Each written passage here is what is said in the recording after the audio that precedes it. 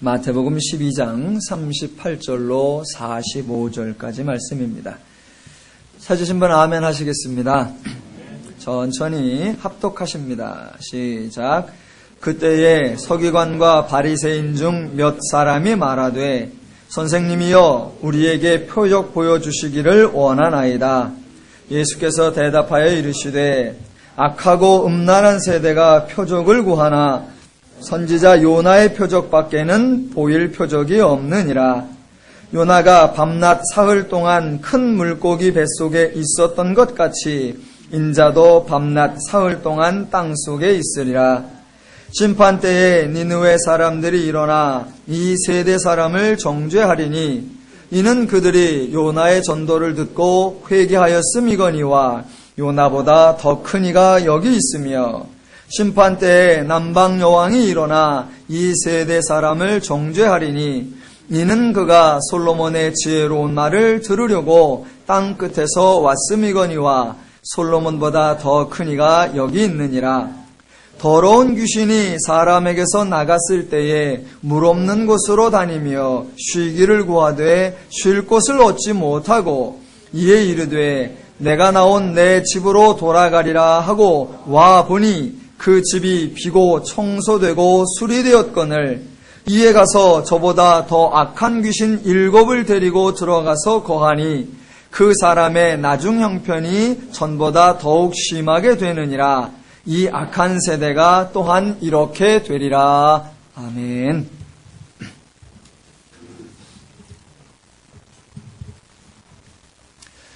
중세시대에 로마 가톨릭 교회가 한참 위세를 떨치고 있을 때에 어느 한적한 시골 교회에서 사제 한 사람이 목회를 하고 있었답니다. 그 마을에 신실한 젊은이 하나가 교회를 열심히 잘 나왔습니다. 그래서 그 사제가 그 젊은이가 신앙생활 해나가는 모습을 보면서 기뻐하며 목회의 즐거움을 느끼고 지냈습니다. 근데 하루는 그 신실한 젊은이가 사제에게 말하기를 내가 로마 교회의 본부인 로마를 한번 방문해보고 싶습니다. 라고 계획을 말했습니다. 사제는 갖은 핑계를 다 대면서 결사적으로 반대를 하면서 못 가도록 말렸습니다. 왜냐하면 그 신실한 젊은이가 로마에 가서 교황청을 보면 온갖 부정과 부패의 모습을 다 보게 될 것이고 그러면 그나마 가지고 있는 신앙마저도 시험에 빠져 신앙을 유지하기 힘들 거라 생각했기 때문입니다. 그러나 이 사제의 온갖 반대에도 무릅쓰고 결국 그 젊은이는 로마를 향해 출발을 했고 한 1년이 지난 다음에야 돌아왔습니다. 젊은이가 돌아오자 사제는 큰 걱정을 했습니다. 그런데 걱정과는 반대로 젊은이는 여상스럽게 신앙생활을 열심히 잘했습니다. 하도 궁금해서 사제가 젊은이를 붙잡고 물었습니다. 로마에 다녀왔냐? 예, 다녀왔습니다. 교황청을 다녀왔냐? 예, 다녀왔습니다. 거기서 일어나고 있는 일들을 보고 들었느냐? 예, 보고 들었습니다. 그런데 아무런 변화가 없느냐? 예. 사제님이 말씀하시려고 하는 것처럼 저 가서 그 모든 부정과 부패와 온갖 제 마음에 시험에 들 만한 그런 현상들을 많이 보았습니다. 그래서 처음엔 당황했습니다. 그런데 제가 하나 그것보다 더 놀라운 것을 발견한 게 있습니다. 그게 뭐냐? 로마 교황청, 그 로마 교회 본부가 이렇게 부정하고 이렇게 부패해도 교회가 망하지 않는 걸 보니까 과연 하나님은 살아계시는구나. 제가 그걸 발견했습니다. 제가 월요일부터 4일간 총회를 다녀왔습니다. 총회를 다녀온 저의 심정이 그 로마 교황청을 다녀온 젊은이의 심정과 비슷한 것 같습니다. 총회를 다녀오면서 예전부터 알고 있던 어느 원로 목사님의 그 고백이 제 머릿속에 생각이 났습니다. 그 목사님이 나중에 이제 은퇴하면서 이런 고백을 합니다. 자기가 20대에 하나님 앞에 늘 기도하기를 하나님 세계를 주시고 세계를 변화시켜 주옵소서라고 기도했답니다. 근데 잘 안 변하더래요. 그러다가 10년 지나서 30대가 되었습니다. 그래서 그때 30대에 하나님 이제 아시아를 주시고 아시아를 변화시켜 주시옵소서. 안 변하더래요. 그러다가 또 10년 지나서 40대가 되었습니다. 40대에는 아시아보다 줄어들었습니다. 하나님 대한민국을 주시옵소서, 그리고 대한민국을 변화시켜 주시옵소서. 안 변하더랍니다. 50대에는 더 좁아졌습니다. 대전을 주시고 대전을 변화시켜 주시옵소서. 또 10년 지나 60대가 되니까 유성구를 변화시켜 주시옵소서. 70대가 되니까 노은동이나 변화시켜 주시옵소서. 아무것도 안 변하더래요. 그래서 마지막에 자기 기도 제목이 변했답니다. 어떻게? 하나님, 나나 변화시켜 주시옵소서. 그러면서 하시는 말씀이, 기독교는 무엇인가를 행하고 무엇인가를 변화시키는 것이 아니라 자기 자신이 하나님의 원리대로 사는 것이구나라는 걸 그때서 깨달았다고 합니다. 예, 기독교는 인간이 무엇인가를 행하는 것이 아니라 하나님이 변화시켜 주신 성도의 삶을 하루하루 살아가는 것, 그게 기독교의 신앙의 삶인 줄 아셔야 합니다. 오늘도 말씀을 통해 우리가 하는 것인가 하나님이 하시는 것인가를 한번 상고해 보도록 하겠습니다. 38절입니다. 그때 서기관과 바리새인 중 몇 사람이 말하되 선생님이여 우리에게 표적 보여주시기를 원하나이다. 서기관과 바리새인이 등장합니다. 성경에 등장하는 사람들은 절대로 특정한 인물이 아닙니다. 성경에 등장하는 인물들은 언제나 보편적 인간들을 말하는 겁니다. 저와 여러분의 구원받기 이전의 모습을 소개시켜주고 있는 겁니다. 너무 우리는 바리새인들에 대한 부정적인 생각이 많습니다. 바리새인들은 예수님의 대적자, 예수님을 죽이려 했던 자, 그렇게 보지 마시고 성경에 나오는 모든 사람들은 우리 인간들의 대표자이고 우리의 자화상이다. 그래서 그들이 요구하고 그들이 행동하고 그들이 생각하는 방식을 통해 우리가 구원받기 이전에 어떠했었는가라는 것을 확인할 수 있는 것입니다. 오늘 본문에 서기관과 바리새인 중 몇 사람이 표적 보여주기를 원했다고 합니다. 과연 그 서기관과 바리새인 중에 몇 사람만 표적 보여주기를 바랬을까요? 그렇지 않습니다. 몇 사람만 표적 보여주기를 바란 게 아니라 모든 사람이 다 표적 보여주기를 바랬습니다. 저와 여러분도 구원받기 이전에 하나님의 은혜의 말씀을 깨닫기 이전에 늘 바라던 소원이 기적을 한번 체험해보고 표적을 한번 보는 거, 그게 소원이었었습니다. 사람들은 바리새인들이 예수를 대적한다고 생각을 합니다. 그렇지 않습니다. 바리새인들은 예수님의 대적자나 예수님의 적대자, 예수님의 반대자가 아닙니다. 그렇다고 그들이 무신론자이거나 불신자들도 아닙니다. 바리새인들은 신실한 종교인들입니다. 그런데 왜 맨날 예수에게 대적하고 예수와 싸움을 했느냐? 저들은 신실한 종교인들인데 자신들이 가지고 있는 종교와 신앙을 확신할 수 있는 근거가 없기 때문에 늘 갈등하고 고민하던 사람들입니다. 우리는 바리새인들의 모습을 통해서 예수 대적하는 모습을 발견하는 게 아니라 신앙을 가지고 있으면서 그 신앙을 점검할 줄 모르고 확인할 줄 모르는 처절한 신앙에 갈등하는 모습을 볼 수 있게 되는 겁니다. 자, 성경에서 바리새인들은 예수를 무시하지 않았습니다. 예수를 멀리 떠나지 않았습니다. 어느 날 소문을 들으니까 예수라는 어떤 사람이 무리를 이끌고 다니면서 무슨 말을 한다. 그 동네에서 몇몇 데리고 다니는 거 그거 들으나 마나야. 아예 상대도 안 하고 들은 척도 안 하고 잠깐 있다 없어질 거야 라고 무시하고 그렇게 하지 않았습니다. 또 예수를 멀리 떠나지도 않았습니다. 그들은 예수의 적대자나 반대자가 아닙니다. 늘 예수 주변에서 서성대고 예수가 행하는 모든 일을 보았고 예수가 가르치는 모든 내용을 들었습니다. 또 직접 예수께 나와 예수에게 묻기도 하고 예수의 대답을 들으려고 애를 쓰기도 했단 말입니다. 저들이 왜 그렇게 했을까요? 저들의 의도는 단순히 예수를 부인하려고 하는 것이 절대로 아닙니다. 반대로 저들의 의도는 어떻게든 예수를 확인해 보려고 하는 것이었습니다.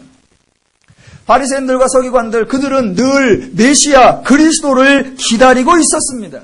그렇게 그리스도를 기다리고 있었는데 그 그리스도 메시아를 알아볼 수 없다는 겁니다.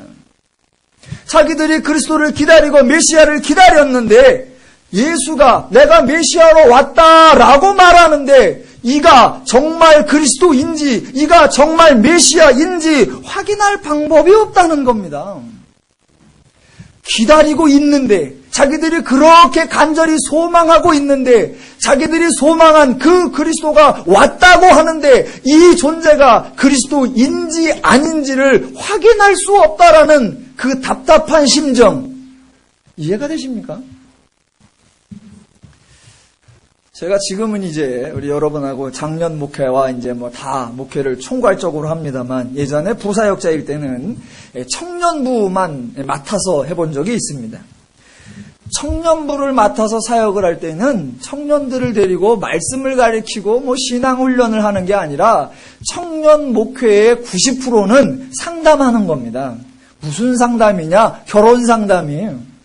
청년부는 결혼하지 않은 젊은 남녀가 있습니다. 그래서 어제까지는 요렇게 둘이 친구였고 요렇게 둘이 친구였는데 그 다음날 가보면 헤어졌대. 그 다음날 가보면 이렇게 바뀌었대.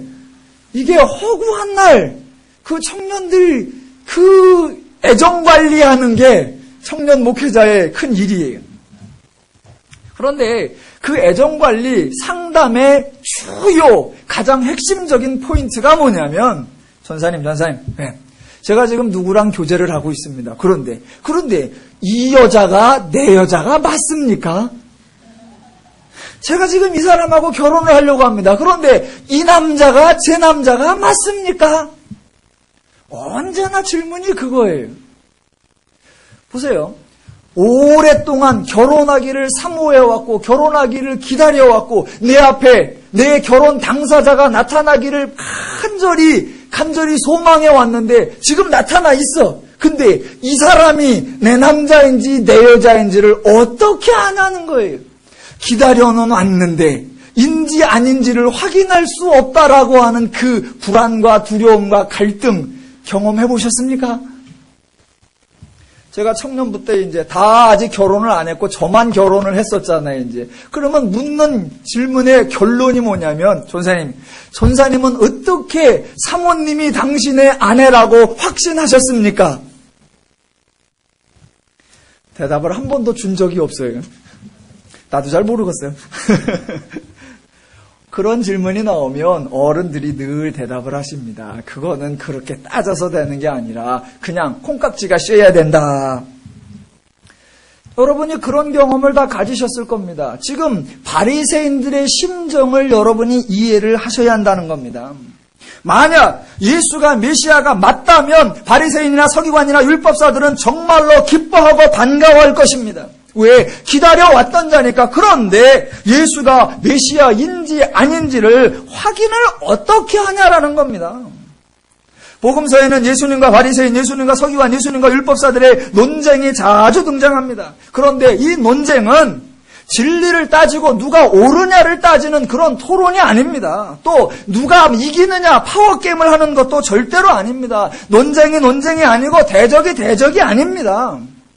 지금 그 대화의 장면은 연약한 인간, 진리를 알지 못하는 미련하고 어리석은 인간의 몸부림인 겁니다. 어떻게든 알아보고 싶고 어떻게든 확인해보고 싶어하는 그들의 노력인 겁니다.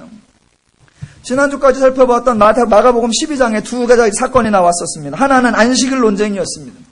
여러분, 안식일은 당시 저들 종교의 핵심이었습니다. 물론 제가 저들이 쉽게 자신들의 입지를 내어놓지 않고 자기들이 안식일의 주인 행사를 하려고 한다라고 말씀을 드렸습니다. 그렇다고 저들이 안식일을 지키려고 하는 일에 목적이 있는 것이 아니었단 말입니다. 안식일 논쟁을 예수하고 하는 이유는 예수가 메시아가 맞느냐 아니냐를 확인하려고 하는데, 메시아라고 한다면 안식일을 어떻게 생각하고 메시아가 맞는다면 안식일에 어떻게 행동하느냐라는 걸 확인하려고 하는 겁니다.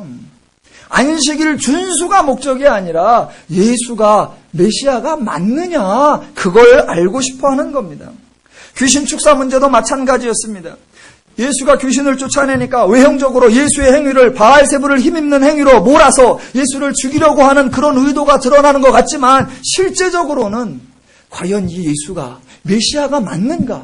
과연 이 예수가 우리가 기다리던 그리스도인가? 라고 확인하고 싶어 하는 겁니다. 따져도 보고 물어도 보고 반대도 해보았는데 판단할 수 있는 결정적 근거가 없단 말입니다.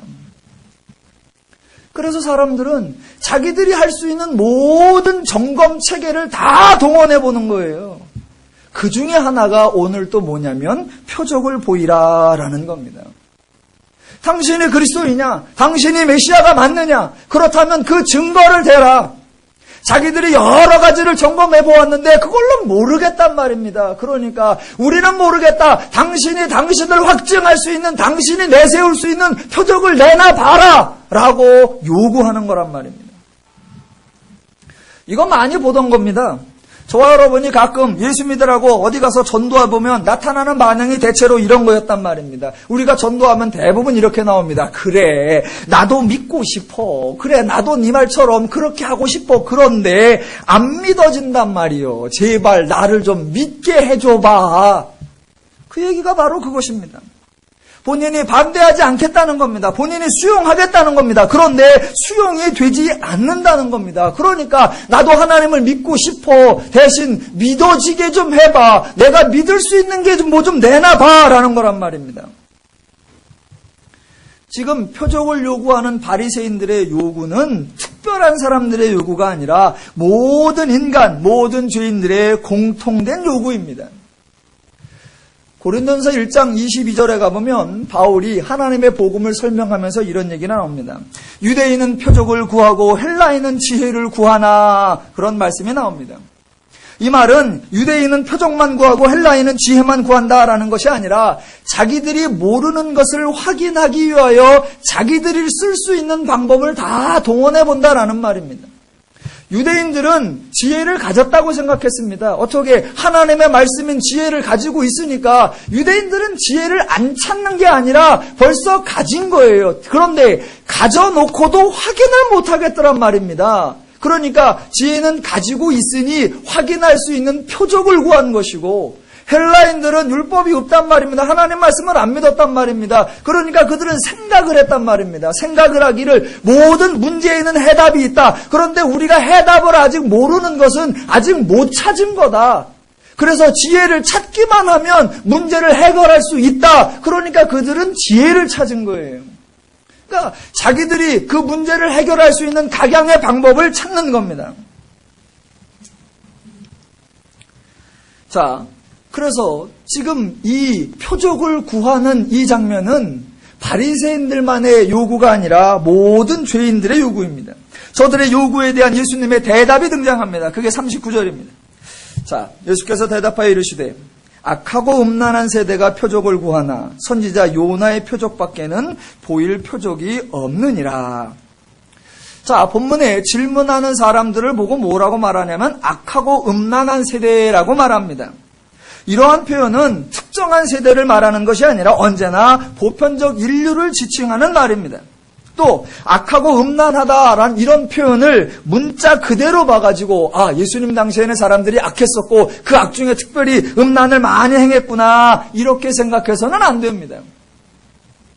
자, 악하다, 음란하다라고 말할 때는 언제나 기준이 나와야 되는데 그 기준은 하나님이 말씀하실 때마다 기준은 언제나 하나님의 기준입니다. 그래서 하나님의 원리를 적용하면 선하고 건전한 것이 되고 하나님의 원리가 아닌 죄의 원리나 다른 원리를 들고 나오면 그것이 바로 악하고 음란한 것입니다. 그러니까 지금 사람들이 예수가 메시아인지 아닌지를 확인하려고 하는 그 방법으로 표적을 보아라. 이 표적을 보여주면 그걸 보고 내가 당신이 메시아인지 아닌지를 내가 알아보겠다. 그 표적을 내놔봐라. 라고 하는 요구. 너희들이 생각하는 그 요구와 그 점검 방식. 그것이 틀렸고 잘못됐고 옳지 않은 거다라는 표현을 악하고 음란한 세대가 표적을 구하는구나 라고 말하는 겁니다. 자, 보십시오. 바리새인들이 표적을 구했습니다. 바리새인이라고 하지 말고 저와 여러분이라고 해봅시다. 저와 여러분이 표적을 구했습니다. 우리가 표적을 구하면 예수님은 뭐 하시면 되냐면 그냥 표적을 보여주면 돼요. 보여주시옵소서. 그래, 옛땅. 그런데 표적을 안 보여주고 자꾸 딴소리를 해.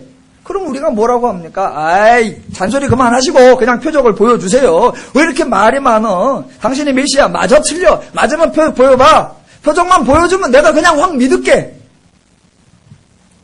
우리 늘 그렇게 한단 말입니다. 그럼 예수님이 알았어. 짠! 표적을 보여주면 그냥 문제 해결된단 말입니다. 자, 그런데 예수님은 지금 표적을 보여달라고 하는 그들의 요구에 표적을 보여주지 않습니다. 예수를 부인하겠다는 게 아니고 보여주기만 하면, 그래서 당신이 예수라는 걸 내가 믿을만 하기만 하면 내가 믿겠다, 내가 따르겠다, 당신을 그렇게 추대하겠다, 그렇게 긍정적으로, 적극적으로, 진취적으로 나오고 있다면 보여줄만도 하잖아요. 그 자세 좋다. 나를 받으려고 하는 그 진취적인 자세 아름답다. 짠! 보여주면 되잖아요. 그런데 예수님은 그렇게 하지 않는다는 겁니다. 그리고 도리어 그들을 향해 이 악하고 음란한 세대, 즉 너희가 잘못되었고 틀렸고 옳지 않다라고 지적하는 겁니다. 자, 보십시오. 지금 사람들은 자신들이 만약 예수가 표적을 보여주면 그 표적을 보고 예수가 메시아인지 아닌지를 자기들이 판단할 수 있다고 생각을 하는 겁니다. 당신이 메시아라고 하는 표적을 안 내주니까 우리가 혼돈하고 있지, 당신이 그런 증거물만 내놓으면 우리는 알아볼 수 있다라고 생각을 하는 거예요. 그런데 예수님은 그런 너희들의 생각이 틀렸다는 겁니다. 사람들, 죄인들은 예수가 메시아인가 아닌가를 확인하는 방법론이 없다는 겁니다. 분별력이 없고 판단력이 없고 인식 구조가 없다는 겁니다. 사람들은 일반적으로 사람들이 사용하는 인식 구조는 흔히 말하는 그 객관적 인식론입니다. 즉 보고, 듣고, 만져보고, 느껴보고, 체험해보고, 논리적으로 말이 되나를 따져봐서 현상들을 보아서 이런저런 것을 엮어서 보니까 이게 뭐구나 라고 확인하는 겁니다. 자, 그런데 예수가 메시아임을 확인하는 것은 표적을 보고 예수의 행위를 보고 예수의 말씀을 들어보고 다 보니까 이분이 예수가 메시아가 맞구나 그렇게 하는 게 아니라는 겁니다. 예수가 하나님의 메시아임을 확인하는 것은 그런 행위나 말씀을 들어보고 아는 것이 아니라 예수가 메시아인 것을 아는 자만이 예수가 메시아인 자를 아는 겁니다. 이건 말이 안 돼요. 여러 번 말씀드렸습니다. 지금 예수가 메시아이냐 아니냐를 궁금해하는 그 사람에게 예수가 메시아인 것을 알 수 있는 방법을 주는 게 아니라 예수가 메시아인 줄을 아는 자가 예수가 메시아인 줄 아는 거다라고 나오는 겁니다. 즉 기독교인은 인간의 사고를 통해 그분이 하나님이고 그분이 구원자라는 걸 알 수 있는 방식이 없다라고 말하는 겁니다. 이게 죄인들이 가지는 사고체계와 성경이 말하는 신앙을 이해하는 사고체계가 근본적으로 다른 겁니다. 자, 저들이 표적을 요구할 때 예수님이 표적을 보이면 가장 간단하게 모든 문제가 해결된다고 했습니다. 하지만 예수님은 저들의 요구하는 방식대로 표적을 보이지 않았습니다. 정확하게 표현하면 예수님은 표적을 보이지 않은 것이 아닙니다. 사실 예수는 저들이 표적을 보여달라고 요구하기 이전에 이미 벌써 많은 표적을 보였습니다. 예수는 자신이 하나님의 아들이요 그리스도라고 선포를 하였고 이적과 기적을 수도 없이 많이 행했습니다. 자, 사람들이 예수에게 표적을 보여주십시오라고 했단 말입니다. 여러분, 저들이 요구한 표적이 무엇일까요? 아마도 자신들을 능가하는 사람들 중에서는 흉내낼 수 없고 오직 신적인 존재만이 행할 수 있는 그런 일들을 행하는 것, 그걸 기대했을 것입니다. 그런데 그런 거 적었나요? 예수님이 그런 일들 안 행하셨나요? 사실 예수님의 일거수일투족은 모든 것이 다 이미 표적이었습니다. 예를 들어 봅시다. 떡 5개와 물고기 2마리를 가지고 5,000명을 먹였습니다. 이거는 아무나 다 합니까? 아니요. 자, 예수님이 어느 날은 바다 위를 걸으셨습니다. 몸무게 좀 가벼운 사람은 바다 위 다 걷습니까? 물론 예전에 걸은 사람들이 있어요. 오른발을 올렸다가 빠지려고 하면 얼른 왼발 들이대고, 왼발 빠지려고 하면 얼른 오른발 대고, 오른발 빠지려면 왼발 대고, 그렇게 말로는 걸은 사람이 있습니다. 자, 이미 예수님이 바다 위를 걸었습니다. 그건 표적이 아닙니까? 또 예수님은 이곳에 머물러 계신데 저쪽 백부장의 집에 있는 하인의 병을 여기서 고쳐주셨습니다. 그거는 누구나 다 합니까? 사람 중에 그렇게 할 수 있습니까? 또 안전뱅이를 일으키고 중풍병자를 낫게 하고 눈먼 자를 보게 하는데 어떠한 치료적 행위도 하지 않고 오직 말씀으로만 그렇게 했습니다. 말할 줄 아는 사람은 다 그렇게 할 수 있습니까? 아니에요.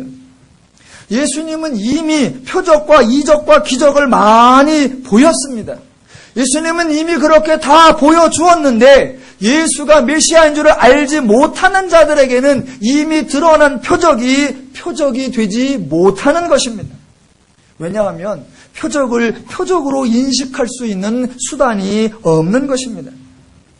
지금 저들은 자신들이 표적을 이해하고 표적을 인식할 수 있는 인식 구조가 없다는 그 사실은 알지 못하고 도리어 예수가 표적을 행하지 않았다고 생각을 하는 겁니다. 그래서 만약 예수가 표적을 보여주기만 하면 자신들이 분별하고 판단할 수 있다고 생각하는 겁니다. 그렇게 생각하고 있기에 정작 자신들의 주변에서 수많은 이적과 표적이 행해지고 있음에도 불구하고 전혀 알지를 못하는 겁니다. 이적과 표적을 통해서는 예수를 알 수 없습니다. 방법론을 통해 예수를 이해하고 방법론을 통해 예수를 인식할 수 있는 그런 방법론 기독교엔 없습니다. 저와 여러분은 하나님을 아는 자로 이 자리에 있습니다. 어떻게 하나님을 아셨습니까?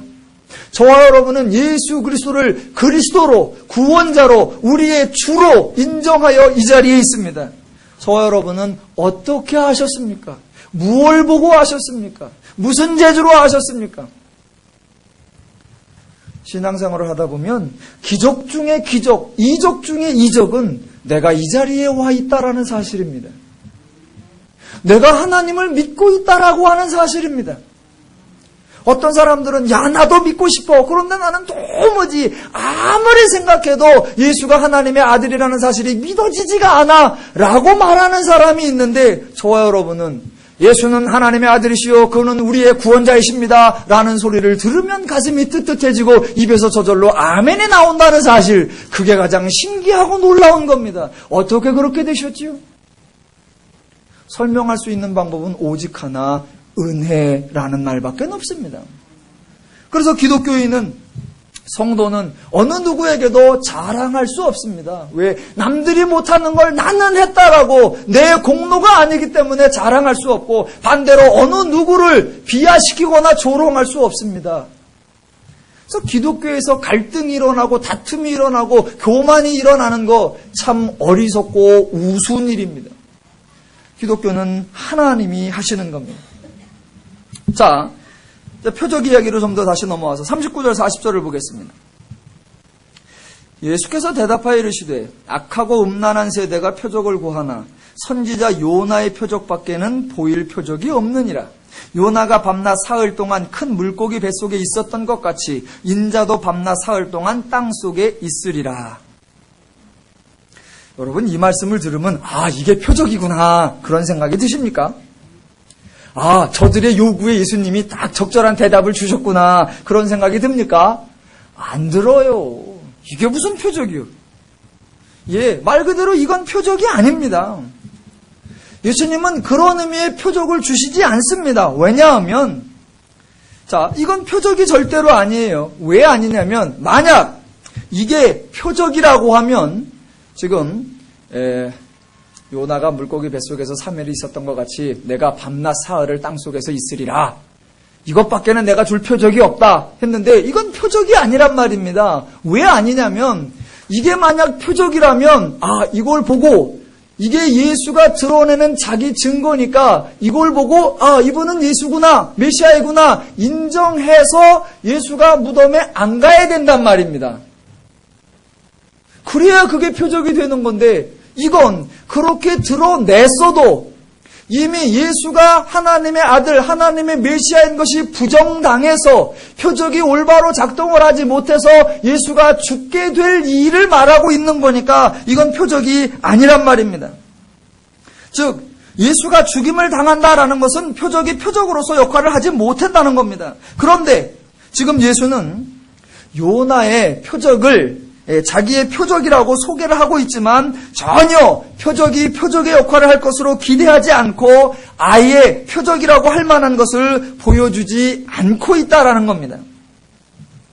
자, 다시 한번 합니다. 사람들은 자신들이 죄인인 줄 모른다 그랬습니다. 그래서 표적을 보면 알 줄로 생각을 한단 말입니다. 그렇게 생각을 하니까 보여달라고 하는 거예요. 자기들이 죄인인 줄 모르니까 그런 요구를 한단 말입니다. 그런데 하나님은, 예수님은 저들이 죄인인 줄 안단 말입니다. 표적을 보여주어도 저들이 이해하지 못할 것까지 다 안단 말입니다. 그러니까 그들에게 표적을 줄 이유가 없습니다. 그래서 예수님은 저들은 표적을 보여주시면 제가 그걸 보고 결과를 만들어내겠습니다 라고 생각을 하고 표적을 달라는 거예요. 방법론으로서. 예수님은 그렇게 해서는 알 수가 없다는 걸 알기 때문에 결과를 만들어낼 수 있는 방법으로서의 표적을 주는 게 아니라 너희들이 원하고자 하는 결과를 미리 주는 겁니다. 다시 한번. 사람들은 우리가 할 수 있습니다. 우리가 할 수 있어요. 보여만 주시면, 표적을 보여만 주시면 이분이 그리스도구나. 그래서 내가 그리스도를 믿어야지. 그래서 내가 당신을 믿어서 구원에 이뤄야지. 방법을 가지면 당신들이 결과를 만들어낼 수 있을 거라고 생각을 하고 방법을 달라고 한단 말입니다.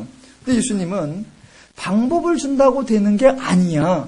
그렇다고 안 주면 안 되잖아요. 그래서 방법을 요구하는 자들에게 방법을 주는 것이 아니라 그 방법을 통해 얻어내고자 하는 결과, 그 이루어질 내용을 미리 주는 겁니다. 그러니까 사람들은 표적을 원하지만 예수는 결과를 주신다 그 말입니다. 자, 잘 보십시오. 예수님은 표적을 보여주는데 그 표적은 너희가 이 표적을 보고 너희가 어찌저찌 하면 너희가 달라질 거다라고 말하는 것이 아니라 표적이라고 보여주는데 그건 표적이 아니라 결과예요. 자, 너희가 표적을 보고 어쩌자면 이렇게 된다. 그런 말이 없어요. 너희가 사람이 되고 싶냐? 예, 그러면 산속에 들어가서 굴 속에 들어가서 마늘과 쑥을 가지고 100일 동안 있어라. 그럼 사람은 되리라. 너희가 구원받고 싶냐? 그러면 너희가 저 밤낮 사흘 동안 무덤 속에 들어가 있어라. 그럼 구원을 받으리라. 인간에게 요구하는 방법론적 제시가 단 한 번도 없단 말입니다. 대신 결과를 주어지는데 너희가 그럴 것이 아니라 내가 밤낮 사흘을 무덤 속에 있으리라 라고 하나님이 하실 일을 말씀하는 거예요. 그 일을 통하여 너희는 구원을 받게 된다라고 하는 결과를 선언해버리는 거예요. 인간은 방법을 요구하지만 하나님은 결과를 선언하신다 그 말입니다.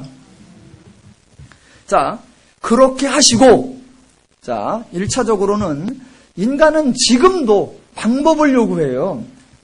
교회에서도 늘 그래요.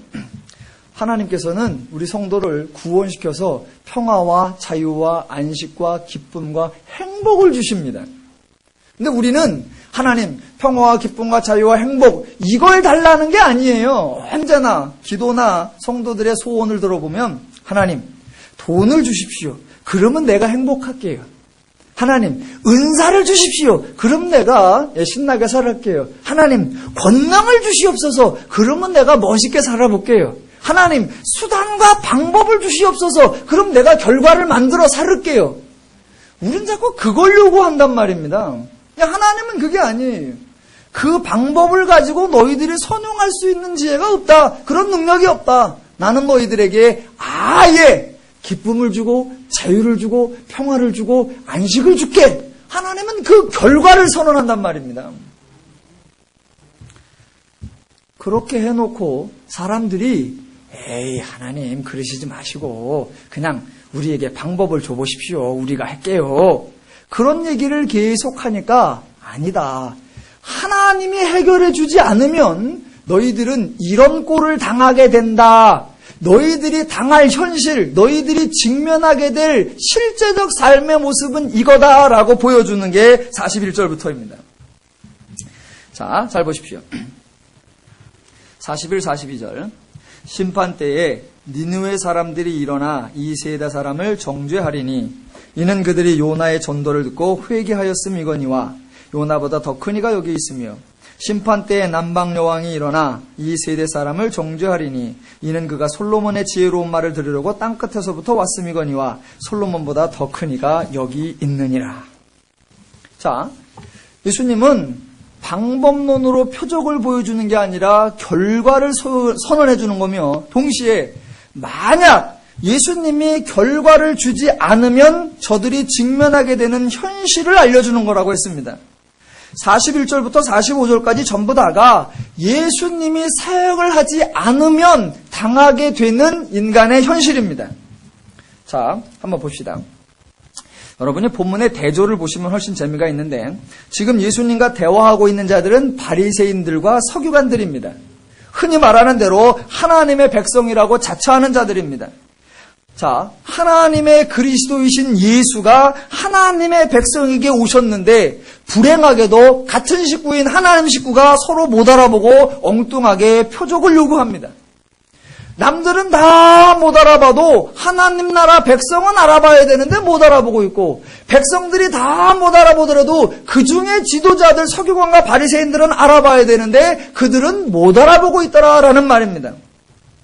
그래서 그들이 그렇게 못 알아보고 있기 때문에 그들이 당하는 결과가 뭐가 될 거냐면 보십시오.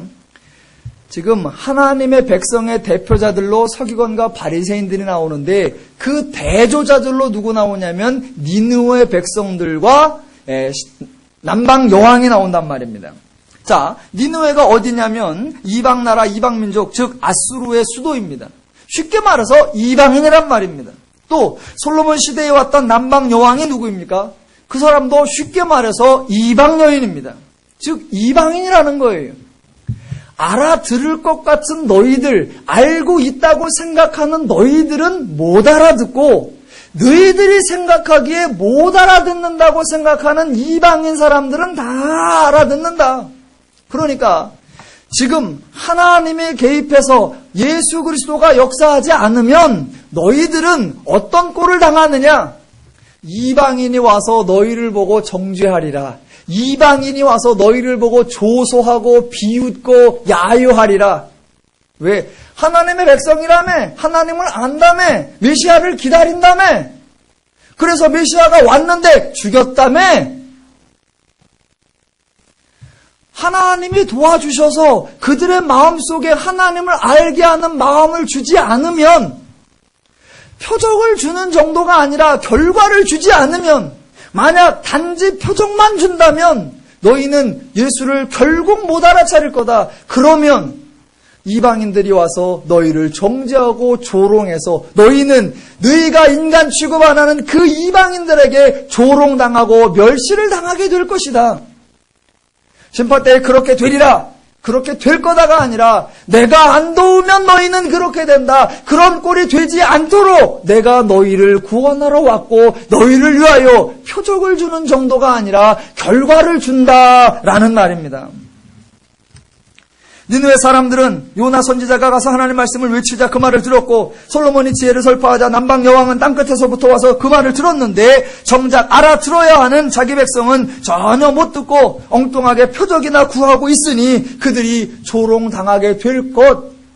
그것을 예수님이 기뻐하시느냐? 아니요. 그런 일이 생기지 않게끔 하신다는 겁니다.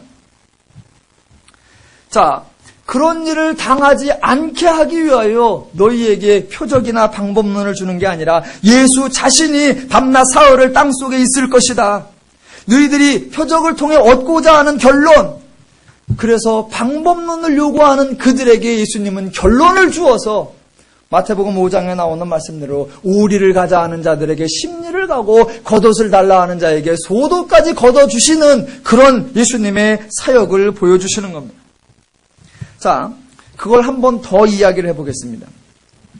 43절부터 45절에 귀신 이야기가 나옵니다.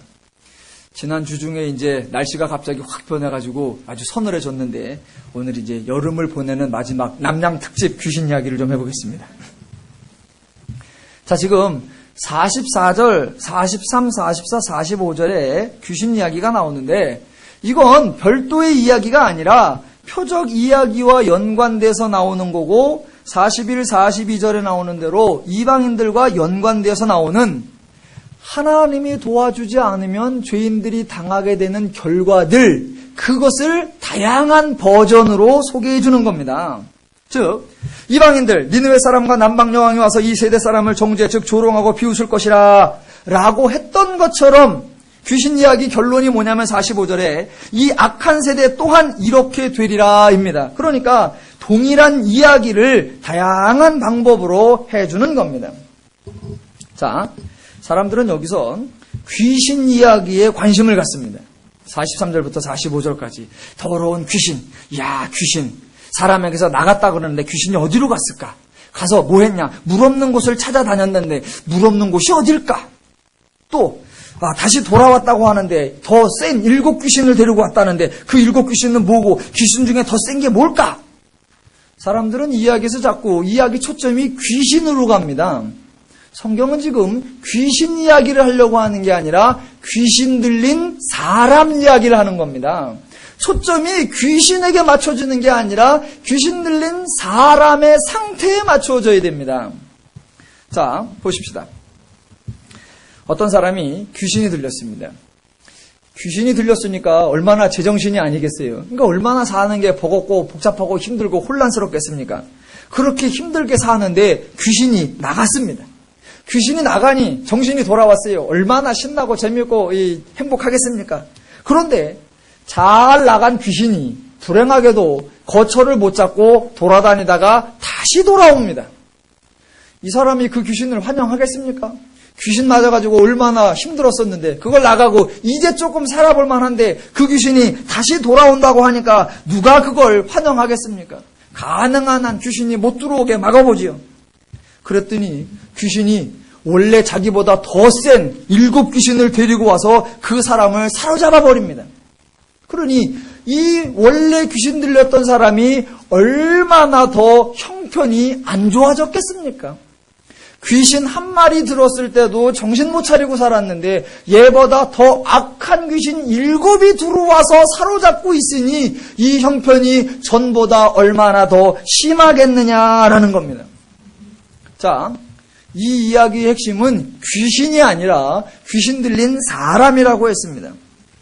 자, 귀신이 나갔을 때 다시 못 들어오게 했으면 삶이 완전히 개선되었을 텐데 그 나간 귀신이 다시 들어오는 걸 막아낼 방법이 없다라는 겁니다. 그래서 이 사람의 상황이 이전보다 훨씬 더 심해졌다라는 겁니다. 귀신 들린 사람 얘기예요. 귀신 들린 사람 얘기. 이 사람의 형편이 나아지는 게 아니라 훨씬 더 심해졌다라는 거예요. 그런데 그게 결론이 이 악한 세대가 또한 이와 같이 되리라라는 겁니다. 여러분 이 얘기 들으면 무슨 반응을 보이시겠습니까? 첫 번째는 조롱이겠죠. 귀신 들린 사람에게 아이고 정신 못 차렸구만.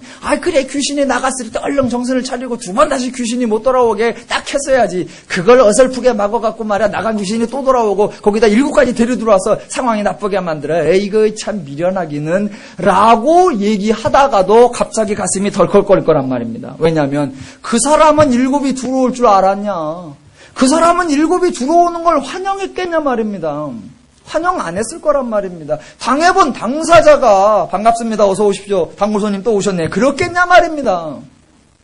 본인은 얼마나 처절히 더 못 들어오게 막아보려고 노력했겠냐 말입니다. 그런데 막을 재주가 있더라? 없더라? 막을 재주가 없더라는 겁니다. 여러분, 나보다 강한 자가 밀고 들어와서 내 상황을 악하게 만드는데 어떻게 하란 말입니까? 대책이 없는 겁니다. 결국 인간의 연약함, 인간의 어찌할 수 없음을 보여주는 겁니다.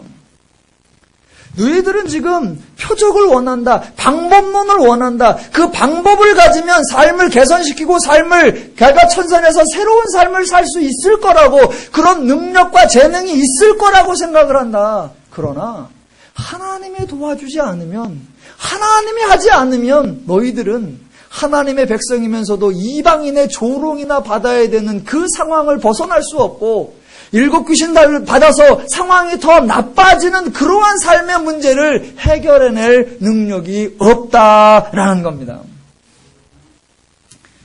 지금 이 이야기 목적, 니느웨 사람, 삼방 여왕, 귀신 들린 사람 이야기가 나오는 것은 표적을 구하는 자들에게 사실은 너희들이 표적을 구할 것이 아니라 하나님의 은혜를 구해야 되는데 엉뚱하게 표적을 구하고 있고, 하나님의 도와주지 않으면 너희는 이러한 현실, 이러한 꼴을 벗어날 수 없다라는 걸 강조하는 겁니다. 지금 표적을 구하는 자들에게 하나님이 이방 이야기를 하는 이유가 무엇입니까? 이방 사람들을 지켜 세우려고요? 그런 것이 아닙니다. 왜? 이방인 중에 아무도 자기 스스로 하나님 말씀을 들으러 나온 자가 없고 예수를 알아본 자도 없습니다. 이방인 또한 죄인이라는 사실에 차이가 없습니다. 그렇다고 이스라엘 사람들을 조롱하기 위한 것입니까? 그렇지 않습니다. 왜? 조롱을 한다라는 건, 조롱을 했을 때 그 사람이 자존심이 상해가지고 에이씨, 나 조롱 안 받기 위해서 더 잘해야지, 심기일전에서 변화되길 기대하면서 조롱을 하는 건데, 100번 조롱을 해도 변화될 능력이 없다면 그건 조롱할 필요가 없습니다. 그러니까 조롱하는 것도 목적이 아닙니다. 이 이야기의 표면적인 목적은 어쩔 수 없는 인간의 상황을 보여주려고 합니다. 자신들이 표적을 가지면, 수단을 가지면 무엇인가 만들어낼 수 있다고 생각하는 인식의 어리석음과 자신들이 아무것도 자신들의 모습을 바꾸어낼 수 없다는 한계를 보여주는 게 1차적인 목적이고, 그렇게 한계를 보여준다고 달라지는 게 없습니다. 한계를 보여주면 한계를 보여줄 것이 아니라 그 한계이기 때문에 그들은 어쩔 수 없다라는 것을 알면 그 문제를 해결해 주는 것, 그것이 하나님이 행하시는 일입니다. 그래서 표적을 구하는 자들에게 예수님이 주시는 답변은, 그래, 이런 표적이면 되겠니? 라고 하는 게 아니라, 표적을 구하는 자들에게 방법을 구하지 마라, 내가 해결해 주마라고 하는 하나님이 행하신다라는 것을 알려주는 것입니다. 너희들의 어리석은 요구에 표적을 보여주는 정도가 아니라 그 이상으로 아예 결과를 임하게 해주기 위하여 하나님이 행하시는 사역을 소개해 주마. 그 사역이 뭐냐? 예수가 밤낮 사흘 동안 땅속에 있는 것이다. 너희가 밤낮 사흘 동안 땅속에 있어라, 그러면 내가 구원해 주리라, 그것이 아니라, 너희들은 될 수도 없는 방법을 구하지만 차라리 내가 땅속에 3일 동안 있어 너희들을 구원해내어 너희를 하나님의 자녀가 되게 하겠다라고 하는 결과 선언입니다. 예수님께서 이렇게 말씀하실 때 사람들은 알아듣지 못했습니다. 표적은 달랬더니 표적은 안 주고 엉뚱한 소리만 한다고 아우성을 쳤습니다. 예수님의 진리 선포를 그들은 엉뚱한 소리라고 대답을 합니다. 왜? 방법을 달라는 자들에게 방법을 넘어 결과를 주고 있다라는 사실을 알아듣지 못했기 때문입니다. 지금도 사람들은 각종 방법을 제시하고 있습니다. 안타까운 건 성도들이나 또는 타종교에서 사람들이 하나님 아니면 신이시여 어떤 방법을 주시옵소서, 그건 미련하고 연약해서라고 합시다. 그런데 사람들이 구하기 이전에 교회에서 말씀 선포 속에서 인간이 방법을 제시하고 있다면 그것은 기독교의 바른 모습이 아닙니다. 기독교는 방법을 제시하는 종교가 아닙니다. 이렇게 하면 은혜 받는다, 저렇게 하면 복 받는다, 이렇게 하면 형통하다, 저렇게 하면 너희가 모든 소원을 이루리라. 기독교에는 그런 방법을 주지 않습니다. 그건 기독교를 모르는 사람들이 구하는 것이 방법이었어요. 사람들이 그렇게 방법으로서의 표적을 구할 때 하나님은 알았다, 요렇게 해봐라, 저렇게 해봐라 방법을 주시는 것이 아니라 언제나 결과를 주시는 거였습니다. 그래서 기독교는 방법을 제시하는 종교가 아니라 결과를 선언하는 종교입니다. 만약 종교가 방법을 소개하고 인간이 그 종교에 매이고 그 종교적 방법론에 종속된다면 그것은 인간을 위한 종교가 절대로 아닙니다. 기독교가 진정으로 좋은 종교인 이유는 인간이 종교를 위해, 인간이 하나님을 위해 아무것도 할 일이 없다는 것입니다. 성경이 강조하고 또 복음서가 강조하고 그 복음서를 설교하면서 제가 강조하려고 하는 내용이 바로 기독교는 하나님이 하신다라는 겁니다. 인간이 문제를 인간이 풀려고 노력한다면 하나님이 존재하실 이유도 없고 우리가 하나님을 믿을 이유도 없습니다. 기독교가 다른 종교와 다른 이유는 하나님은 인간에게 문제 해결을 위한 어떤 것도 요구하지 아니하시고 도리어 하나님이 해결하신다는 것이고 이미 하나님이 해결하신 후에 그 결과를 전하여 준다는 겁니다. 그 소식을 우리는 복음이라고 하는 것입니다. 기독교는 결과를 만들어내기 위한, 목적을 달성하기 위한 어떤 일도 없는 종교입니다. 간혹 이렇게 아무 일도 안 해도 돼요? 불안해하거나 염려하거나 걱정하는 분들이 있는데 걱정하지 마십시오. 또 뭔가 일을 해야 되는데 종교적인 일, 교회적인 일을 하려고 하시는데 하려고 하지도 마십시오.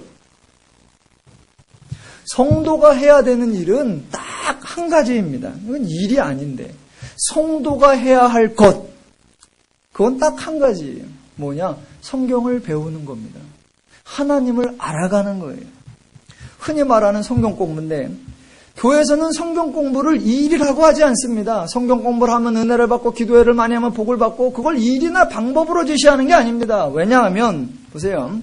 일이라고 하는 건 그게 방법이 되려고 하면 그걸 하면 없는 결과를 만들어낼 때 그건 일이에요.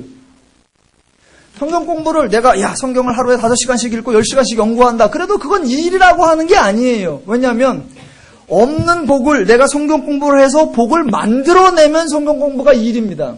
그런데 이미 하나님이 복을 만들어 놓았고 은혜를 만들어 놓았고 우리를 성도로 만들어 놓았습니다. 이미 만들어 놓은 것을 성경 공부를 통하여 만들어진 것을 알아가는 거기 때문에 이걸 일이라고 하는 게 아닙니다. 기독교에는 결과를 만들어내기 위한 일 없습니다. 무슨 일을 하려고 하거나 어떤 일에 같이 몰두하려고 하거나 그런 것이 아니라 기독교의 본질, 하나님이 우리를 구원하시고 하나님이 우리를 성도로 만들어 놓으셨다는 그 결과를 아시고 나의 성도됨이 무엇인지를 분별하여 그 성도답게 그 은혜를 누리며 살기 위하여 성경을 읽고 성경을 배우고 성경을 깨달아가며 성경대로 사는 것, 그게 바로 가장 아름다운 신앙입니다. 누림교회 성도님들은 방법이 되는 표적을 요구하는 신앙이 아니라 이미 자신의 성도됨을 아는 자로서 하나님의 일하심의 결과를 누리며 사는 바른 신앙인이 되시기를 주님의 이름으로 축원합니다. 기도하겠습니다.